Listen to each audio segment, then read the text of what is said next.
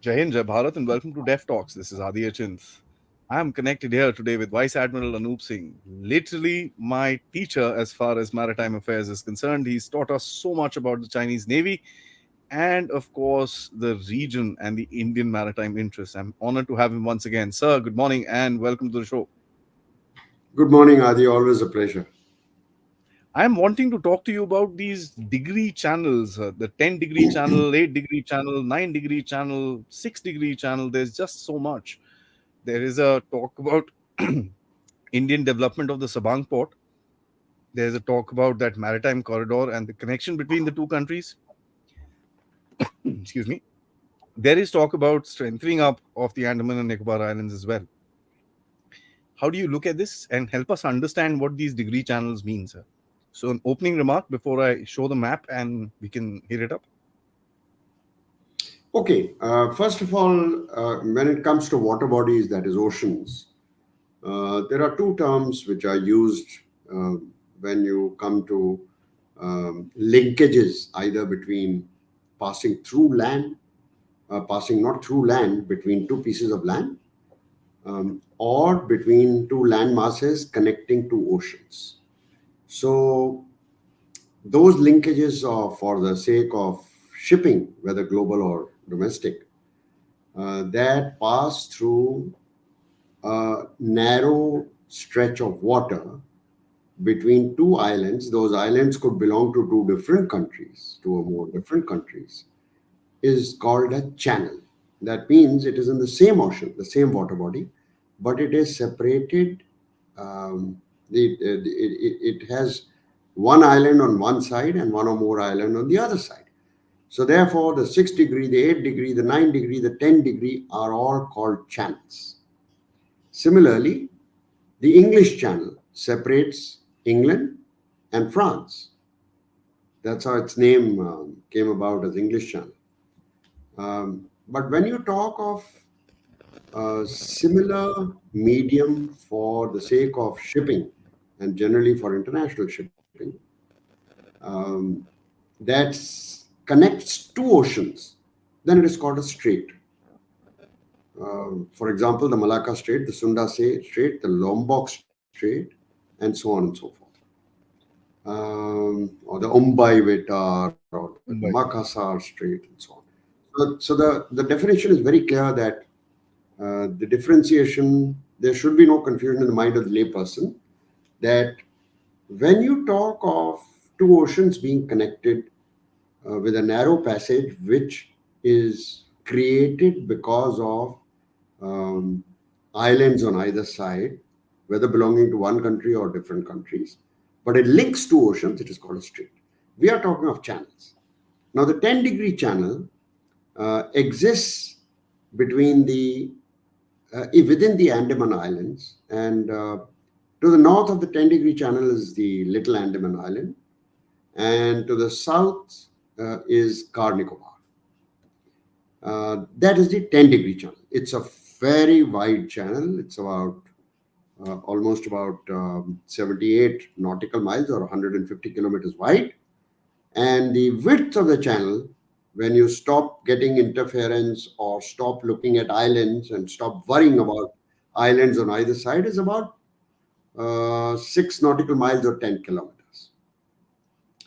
Now, this is actually dividing the Andaman Islands and the Nicobar Islands. And it's got the 10-degree channel because it is wide enough for shipping to use it. Do you Hmm. see sufficient shipping there? No. Do you see shipping and fishing? Very little fishing. Fishing is closer to these islands on either side, but there's hardly any shipping over there, international shipping in particular, because it doesn't serve the purpose of straight lines from one point to the other, and therefore economies of scale insofar as fuel consumption and time taken is concerned. 6 degree channel, on the other hand, is between the southernmost part of India, which is Indira Point, and the northernmost tip of Indonesia, for example, Sabang. This distance between the Indira Point and the northernmost tip of Sumatra is about 80 or 85 nautical miles, which is almost 160 kilometers. So if you had a helicopter, you'd be there in about 13 minutes. If you had a hovercraft, you'd be there in 1 hour 45 minutes, and a hovercraft of a speed of 55 knots. Uh, but it is the most busy route for international shipping. So the entire load of shipping that comes out of the Suez Canal, the Strait of Hormuz, that is Persian Gulf carrying oil and gas, out, or the Gulf of Aden after the Suez Canal, uh, it all, and also traffic coming from around the Cape of Good Hope, particularly super tankers, etc., which cannot use the Suez Canal, carrying oil, something like 3 or 4 million barrels of oil in one tanker, going towards China, Japan, Korea, etc., and whoever is hungry for oil. It firstly cannot go through the Malacca Strait. It all goes through the Sunda or Lombok, particularly Lombok Strait. The alternative to these international straits is going around Australia and burning up 20 days and 20 days of time, which is bad economy, and depending on the size of the ship, $300,000 to $400,000 worth of fuel, particularly large ships. If you're in a super tanker, for example. Since we are talking of the 6-degree channel, therefore, most of the shipping that comes out of around the Cape of Good Hope through the Mozambique Channel, or particularly from Suez Canal and then Gulf of Aden, or from tankers, etc., from the Persian Gulf, Strait of Hormuz, it goes through the 6-degree channel as the shortest and direct route into the Malacca Strait. It is therefore one of the densest, the most used channels, as the Malacca Strait is the second most dense in terms of shipping strait in the world, international strait in the world. So that's about 6-degree channel. So 10-degree hardly used. Another reason why 10-degree is not used, even if there was a passage, firstly, it will make a detour. If you are coming out of the Persian Gulf, it would mean Persian Gulf or the Gulf of Aden, that is Suez Canal, etc. You go around Colombo, and then instead of going straight to Malacca, you were to go north and then come through the 10-degree. It makes no sense. It means a detour, extra passage, extra time. B, while the 6-degree channel has an average depth of 45 meters, minimum depth of 45 meters, and an average depth of about 70 odd meters. In fact, at the continental shelf, the depth is good 120 meters. Much better than the Malacca Strait itself. The 10-degree channel has a minimum depth of 7.5 meters and an average depth of about 20 meters. So even if it were to be seen as a direct east-west trade route, shipping would go cautiously, and only those ships which draw just about 10 or 12 meters of draft. So it is 6-degree channel which is of significance, 10-degree not. Now, if anybody were to hoodwink India, and who would want to hoodwink India, and go through the 10-degree channel for dual purpose: A, to escape notice; B, to come and do eavesdropping, then he would be most welcome. Because people would be naive in this day and age to think that we are not keeping an eyes and ears open. Even in the day of the telescope, Indians were very good at keeping their eyes and ears open. In fact, in the days of the telescope, very few people know that we had a toll collection point, pre and post Chola days, at the hub of the Malacca, to say, you're passing here. And of course, there are stories about similar things in Socotra, but we don't claim anything of that sort now, because fast tags will be too expensive to create over there. Nor do we want to disturb UNCLOS, because we are very clear that there is nothing called domination. That's a language used only by the Chinese. 9 dash line, 10 dash line, 11 dash line, 2000 years of history. So that's where the 6-degree channel and 10-degree channel are. So why are the Chinese so worried about this place? Why are the Chinese so worried about our focus on Sabang? What are we? I mean, whatever you can reveal, there's obviously a lot of things which will be classified. What are we trying to do there? Okay, we historically we've had very good relations with the Indonesians. So Um, you know the Bandung Conference of 1955. yeah, yes, Um, the Bandung Conference had Pandit Jawaharlal Nehru, um, President Sukarno of Indonesia, and I don't recall who was the third person.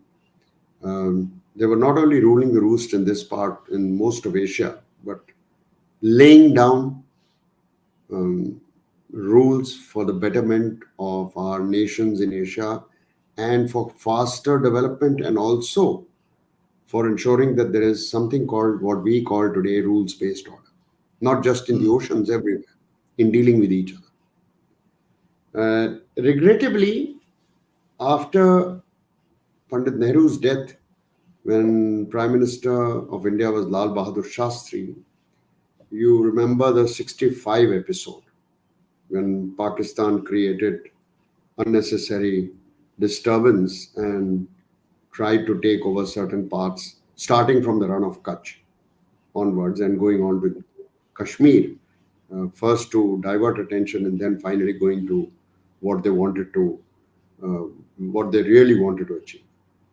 We were not right. prepared because we had no inkling about it. Secondly, we thought that it is an unnecessary attempt.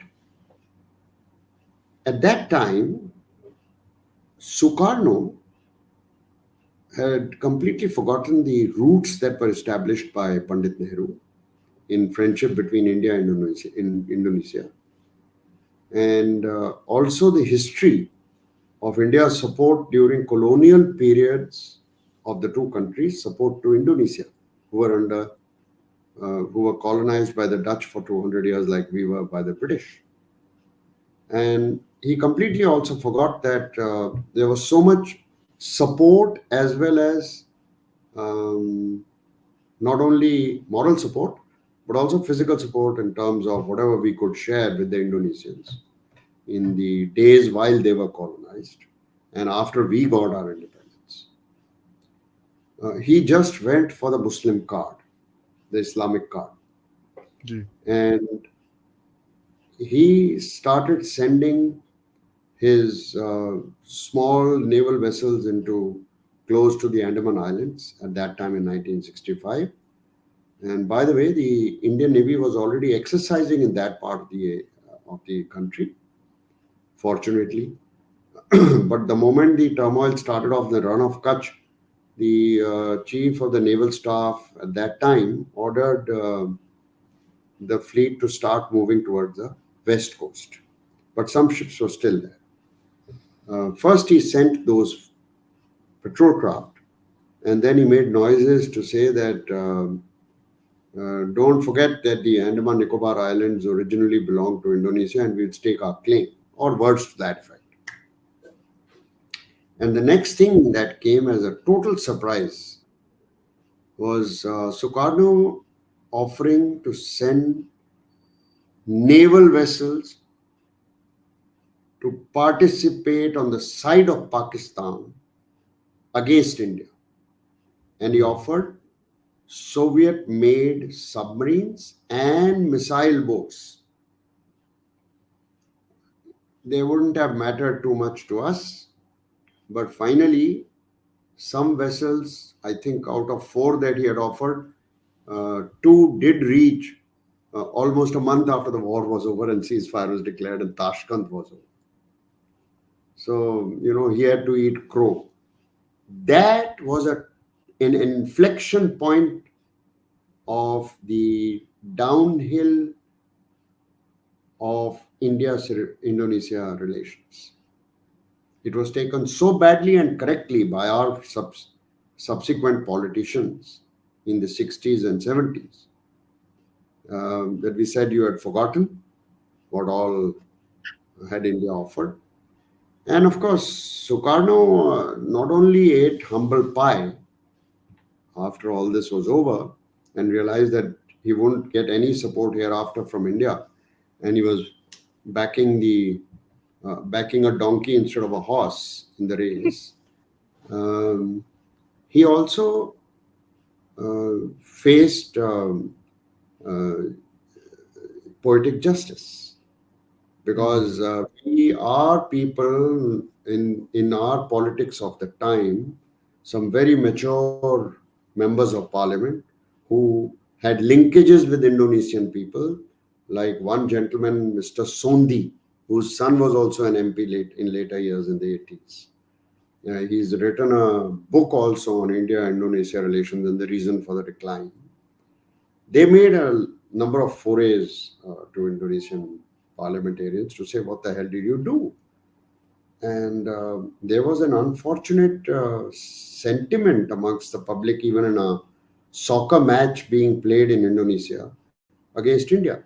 And thereafter, we said we are not sending any of our teams for any interaction, whether it is soccer or anything else. Now, how did he face poetic justice? We knew, and our politicians of the time who were close to some Indonesian politicians kept warning them that, look, you're getting too close to communists who are outside your country and trying to imbibe and emulate that pattern of society and that pattern of polity, which is going to be a death knell. And that's exactly what happened. And you remember the bloodless coup. Well, it was not a bloodless coup. 7 generals got shot. And the only general, one of the junior most amongst them, was a young Major General Suharto, who finally survived that battle between communists who were holed up in the presidential palace in the heart of Jakarta. And Suharto then ordered whatever little armor was available within Jakarta itself to come in and blast off, if required, the palace. Because all the communists, it was like Naxals. They had their arms. Nobody knew that inside the presidential palace you had these people. Oh. They started shooting at army men who were not prepared for a gun battle. And 7 of their generals died in the battle. Suharto survived. He ordered the whatever little IPCs and APCs and tanks were available to go and blast if required. And that's how he took over the reins of Indonesia. Then things slowly started improving. Of course, we remained cautious. We did not extend a hand of friendship because of what had happened. And we said that this has become a national fervor now, unnecessarily and unduly ignited by Sukarno, and it is not going to calm down. And therefore, we remained cautious and did not shake hands very warmly, even though we improved relations a lot in Suharto's time, a hell of a lot. And Suharto was also very respectful of India. So Suharto was there in right up to 96 or 95 or 96.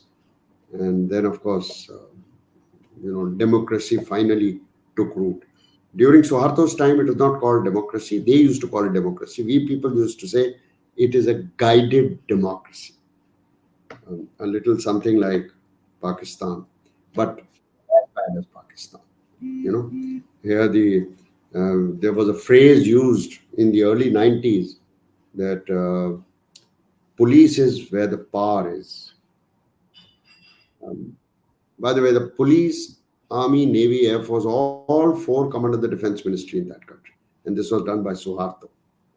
So police was under solid military kind of control, but they were ranked the highest.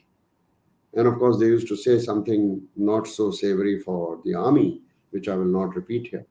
But those were days of Suharto's time. And then things changed when democracy finally took root over there, proper democracy. I'm just So, going to ask you sorry, please go ahead, sir. insofar as Indonesia is concerned, I'm sorry I gave a long No, this is very explanation. interesting because it gives a Its very good history. background, sir. I gave a long bit on its history, and particularly its contemporary history, because that is where the problem started. When Yeah. true democracy came in, there were problems of a different kind. In Suharto's time, there was no great affinity between China and Indonesia. In fact, ethnic Chinese who are doing the best even now in trade, business, kirana stores, right up to malls and biggest showrooms are all owned by ethnic Chinese who are Indonesian citizens, but Hmm. ethnic Chinese. And there was a hell of a lot of jealousy amongst the pure Indonesians and by the pure Indonesians against the ethnic Chinese. Why are they doing so well? And sometimes some riots also used to take place.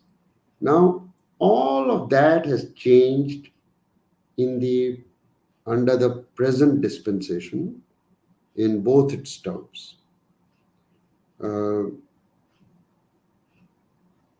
there is another reason that in 2012, uh, when Xi Jinping took over reins of China, and 13 finally he became president, Yes. he made two visits, as you know, one to Kazakhstan and one to Jakarta. In one place, he announced um, the maritime Silk Road, and in the other place he talked of the belt. So that's how it became the Belt and Road Initiative. When he came to Jakarta, he wooed Indonesians to say that you are going to become center of gravity, and in words to that effect, in this game, because after all, the largest archipelago in the world sits at the confluence of the two oceans, and you've got China on one side and the rest of the world on the other. Other side. Now, Hu Jintao in 2004 made a statement, as you know, that we face the Malacca dilemma. And he was very worried, and all this happened when in 2003 Bush Jr. had gone into Iraq, and he was reminded by his own generals, and he himself said, how did they manage to do Desert Storm and Desert Shield in particular? And where are we? For defense as well as offense of that nature. That is the turning point where the Chinese suddenly started thinking of upgrading their navy at doubling down speed. Hmm. And he spoke of the Malacca dilemma, and that's really the point which woke up everybody in his country, the thinking classes and the military. The Chinese today, in every conference, whether official or track two, deny the fact that Hu Jintao made any statement. It's been recorded. You can Google on the net. It's recorded. Which event, what place, 2003 or 2004, he made the statement. They have therefore, in Xi Jinping's time, been really wooing the Indonesians. Indonesians. There is a attached parallel reason. They just don't want to see America anywhere in Indonesia.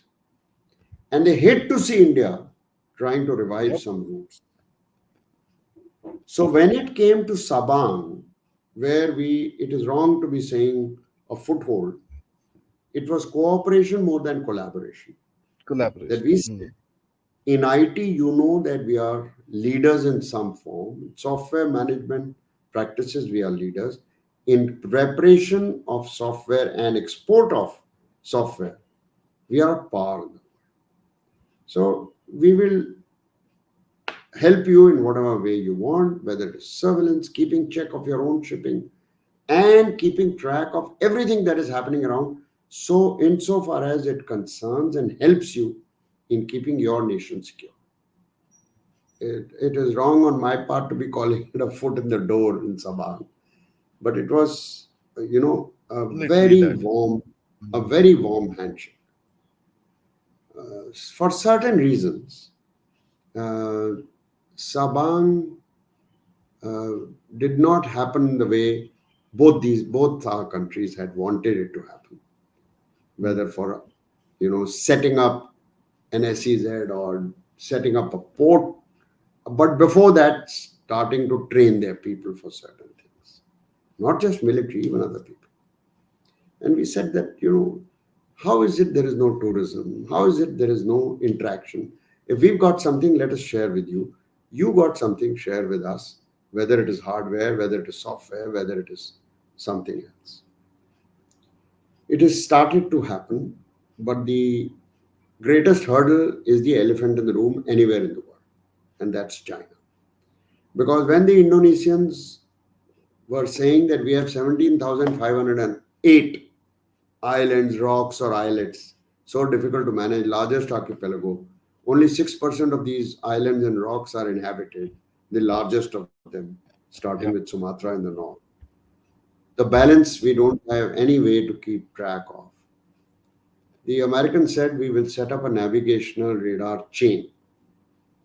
And since 9/11 had taken place, they've been asking them that if you want, we can help you. Suddenly, China's, you know, interrupts this deal.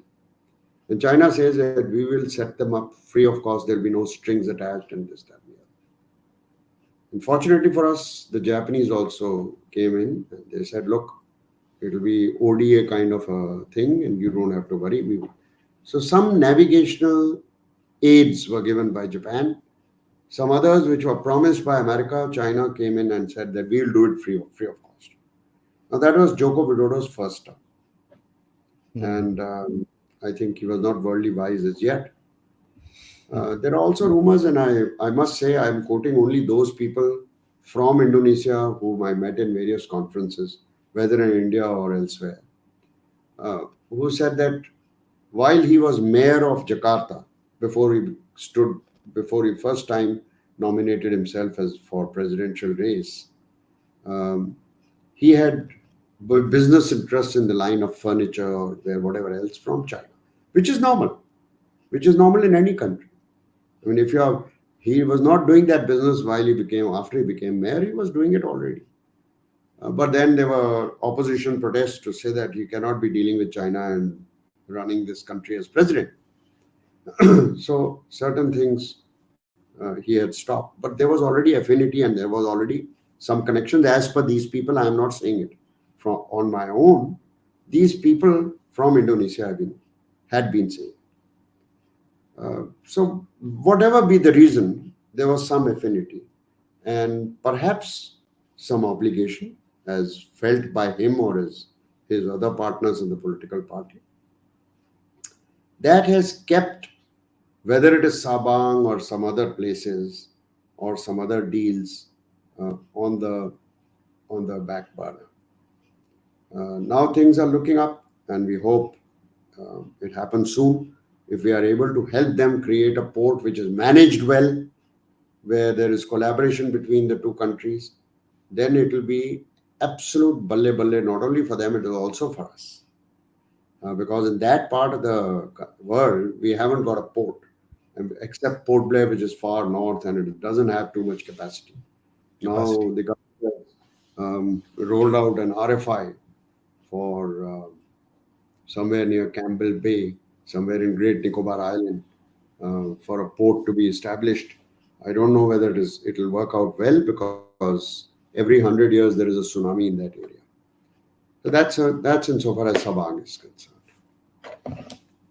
So the I mean, you kind of hinted towards this, the battle between, I won't say battle, it's a very strong word, but the competition between India and China in the South China Sea basically revolves around Indonesia. And we've seen Indonesia also trying to take a very balanced stand where the ASEAN kind of calls them what? Strategically confused. Some of the ASEAN countries have actually given this statement saying that the Indonesians are strategically confused. I read quite a bit when Mr. Modi had gone into Indonesia, so I actually went through the history of ASEAN, this, that, what are the commentary and stuff like that. So there is not a very positive kind of a cooperation with Indonesia as well, because I think you've explained us why. What are we trying to do with the country to kind of wean off the Chinese influencer? I wish we were a country as rich as Japan, if not more, where you could spare a lot of money to do development and practical cooperation at the speed of the Chinese. Hmm. They the Indonesians, as any country with so many islands, etc., and very few resources, would look forward to a thing like that. It's like the Central Asian republics when Xi Jinping had first visited Kazakhstan, and within a year, by 2013, had offered $30 billion to Kazakhstan alone to say all this money will come from China and you don't have to worry. We will build your oil and exploration and gas um, exploitation infrastructure at no cost to you. Of course, there are no free lunches. They didn't realize, but the speed of movement towards these proposals was enormously impressive. I, All that is not just because of strategic thinking, but it has to be backed by moolah, which the absolutely. Chinese have and we don't have. That is the greatest hurdle even now, even though we are doing well. Chinese have a lot of resources to spare, but they've got, as you said, while Indonesia may be strategically confused, the Chinese have got a very clear understanding of where they want to go and what is the meaning of grand strategy for them. There, there are no stops. And there is a single window system in that communist country. You don't have to go through bureaucratic paperwork and weigh pros and cons and say, what will be the cost benefit analysis? Those guys go blindly. It's just like the sitting on treasury bonds and they don't have to worry. But apart from that, if you're inching towards a $20 trillion economy, you don't have to bother about these things. That's the main roadblock. Money. Can you spare billions unless a country like Sri Lanka is in real turmoil and there are protests and also problems? You can't have your neighbor's garden, which has a boundary with your garden, on fire and you doing nothing. Yeah. So that's why the right thing and also the right thing as a neighbor. And look what China did, nothing, not a whimper at that time to Sri Lanka. So we keep asking the Sri Lankans. Unfortunately, they have a habit of forgetting too fast. And at that time, they said not only thank you, thank you, thank you. We said we are not looking for thank yous. Do you realize now there are no free lunches? Did they come to your rescue?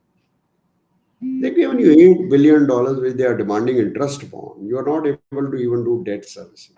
And look at what India did. India has so many mouths to feed who are not being fed even one meal a day. Yet, to the tune of $3.8 billion over a period of less than a month, no mean achievement. So, in emergencies, it is understandable. We do it. But in normal times, you've got to look after your own developmental Own development and goals. interests. So strategically, when we look at this area, one also understands that there is a sense of disparity which is coming through this place, especially ASEAN. You see, uh, they are somewhere down the line. I don't know if it's not that overt, but the I think the map tipped it over. the map that the Chinese put out, that kind of tipped a lot of. It got a lot of people irritated. They were irritated, but this is the first time I think they voiced it out. Now, my question to you is, sir, this is an opportunity to actually show people that fair enough, we don't have the money, we don't have the this and that or the other that you're looking for. I can't get your father-in-law and brother-in-law rich, but I can give you a very trustworthy partnership, which is something that you worked on with regards to Global South. How impactful do you think this sort of a strategy would be for the three countries which are most critical in that region? One is, of course, Vietnam, Indonesia, and the Philippines. You hit the nail on the head by counting these three in particular. And I've been very firm in my conviction so far as Quad is concerned to say we must, even before anybody actually says, oh, you finally are a militarized mechanism, that it is a security, not only dialogue, but a mechanism like NATO. Ji. Even before you actually reach there, and we must reach there one day, I'm very clear about it. Because if you see the Quad, it is a very good quadrilateral geographically. Yeah. Join the dots between Tokyo, Yeah, the yeah. east coast of America, India, and Australia. And that quadrilateral makes so much of a sense.